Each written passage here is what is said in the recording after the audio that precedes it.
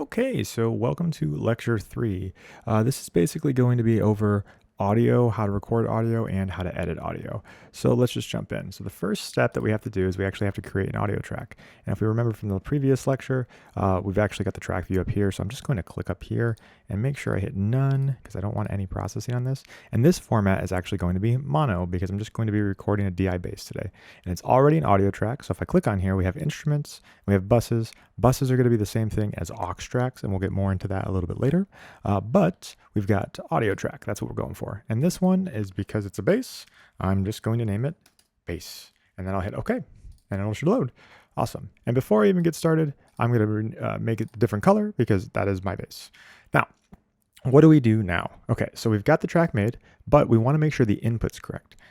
In my interface, my bass is plugged into channel 3 or input 3. So I'm going to hit input and make sure it matches. So I'm just going to hit input, click on that, and then there's mic/line 3. I'll plug it into there. And now I'm just going to hit the record enable button. And let me grab my bass. Okay, so when I hit record enable, we have some signal. And right now, what I like about Luna is I can actually control, because I'm using an Apollo, I can actually control the preamps from in the session. So let's take a look at what clipping sounds like. That's it. So it's going into the red there. So I'm actually overdriving the preamp, which we don't want sometimes. We'll get more into that later though. So I'm actually just going to listen to, it's actually a really healthy level from the beginning. And then the record aspect is it's the exact same as recording with a MIDI track or capturing a MIDI track. So instead of hitting record up here, I'm going to make sure my click is on right here, okay? Meaning the click track. I can either click on it or hit 7 on my number pad. And then what I'm going to do is I'm going to hit 3. That's the shortcut to record. So watch this. So here we go.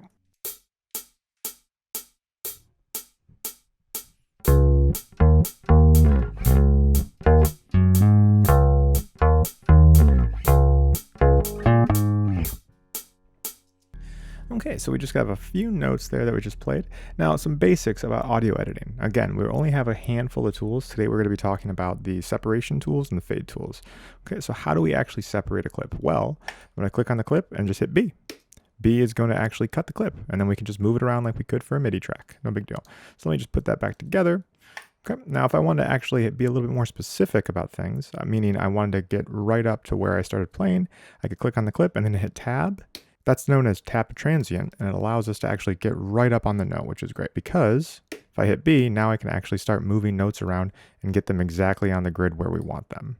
Okay, so like this note is a little off, for instance, a little early. We can do this, and we just pop it on there. Or if we can hold down Command, we can find exactly where we want that hit to be. And then we can use the trim tool to actually move the clip or extend the clip in another direction. Okay. So even though I move this, I'm actually able to extend that silence. And to make sure that it's a smooth transition, I'm going to use a crossfade. Okay, just like this. And again, right now I'm in grid mode, so it locks to a grid.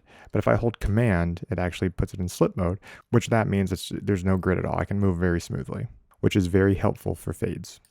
Okay, so that pretty much wraps up this lecture on recording and editing audio, just in its basic forms. To that, looking forward to the next one.